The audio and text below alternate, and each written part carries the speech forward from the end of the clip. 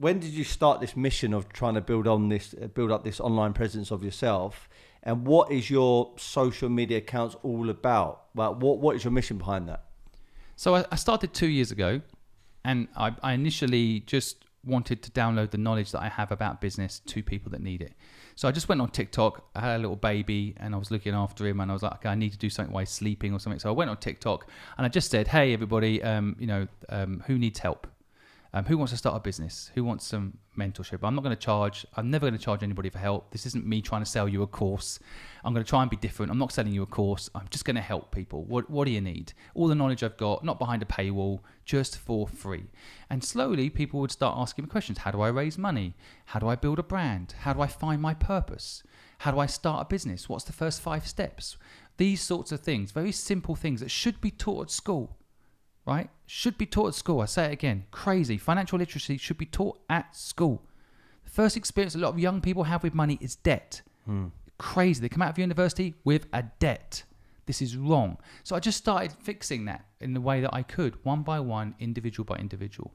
And slowly but surely, and it was very slow at the beginning. You hear it all the time about social media, right? People will say it takes 2 years. I posted every single day some piece of useful knowledge, my perceived view of useful knowledge.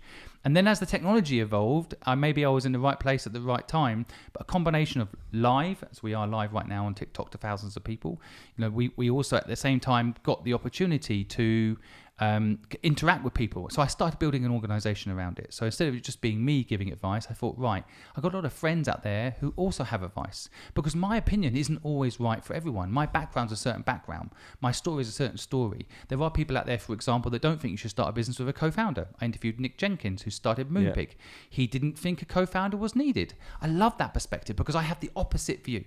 I believe still building a business with a co-founder is the best thing I've ever done. Every business I've done with a co-founder has succeeded. Every time I've done it on my own, it hasn't worked. So I have a different experience and therefore a different bit of advice to say what Nick Jenkins has to say. And so I really wanted to bring out that knowledge that everybody out there has that could help anyone that doesn't have that knowledge, that wasn't given to them at school, learn how to do business. And that's what my channels were about. And then in the last, 6 months, we've really kind of, frankly, figured out a really interesting formula. Because what we noticed as we scaled up beyond just me giving advice and started doing, let's say educational content, is a lot of the time you can do a video of me in my house with my nice car and, in my jacuzzi or whatever, and it gets lots of views. But, oh, cool, nice lifestyle, man. And I was like looking through in someone's house, like MTV Cribs. People love all that. And then if I was to say, hey, do you want to know how you can buy your house cash? Do you want to know how you can do this? People switch off. Either they think it's a scam, which is a sad reality of how the world's become. People think it's just an upsell, which in my case it isn't, but that's out there. Or people don't realize they need to learn this stuff, right? It's not entertaining enough. So we've built a formula which I call fun education, which is listening to people's stories. I stop people in the street and I ask them their dreams. And it turns out, I've asked probably 1,000 people at this point in the last 6 months, everybody has a dream. Everybody has a dream, and some dreams are small and some dreams are big, depending on your definition of small and big. But bottom line is everyone has a dream, and then we take those stories and we make them real.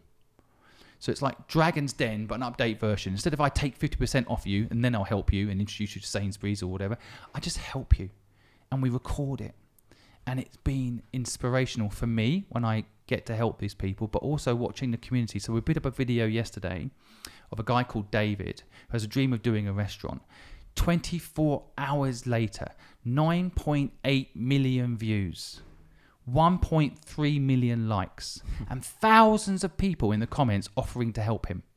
So it's not just me anymore educating people about business. It's not just me helping David. It's a whole nation helping people. And his brand is now well known across London. You ask anyone between the ages of 20 and 27 in London, they'll know about this video. And that's the power of social media to do social good.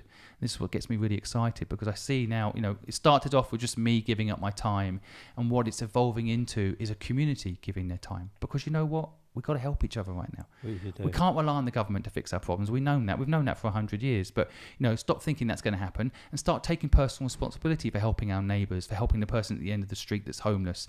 Start doing things for each other. Go back to being tribal.